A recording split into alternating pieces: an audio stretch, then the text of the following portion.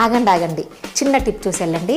చిన్న పిల్లల నుంచి పెద్దవాళ్ళ వరకు ఈ వర్షాకాలంలో దగ్గులు జలుబులు బాగా వస్తుంటాయి కదా.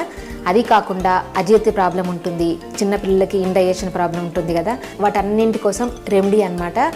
అందరి ఇళ్లల్లో ఉండేదే వామాకు. మామూలుగా మ్యాక్సిమం చాలా మంది ఇళ్లలో వామాకు ఉంటుంది. చాలామంది నీళ్లు వేడి చేసుకొని మరిగించుకొని తాగుతుంటారు కదా. ఒక్క నిమిషం ఆ నీళ్ళల్లో వేసుకొని మరిగించి తాగితే చాలు.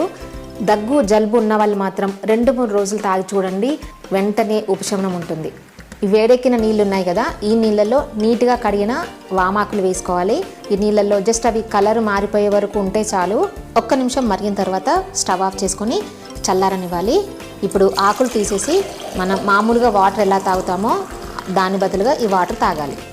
అంతే, మంచి ఇమ్యూనిటీ బూస్టర్ వాటర్ ప్రిపేర్ అయిపోయాయి. ఈ టిప్ నచ్చితే లైక్ చేయండి, షేర్ చేయండి. మరిన్ని టిప్స్ కోసం ఫాలో అవ్వడం మర్చిపోవద్దు.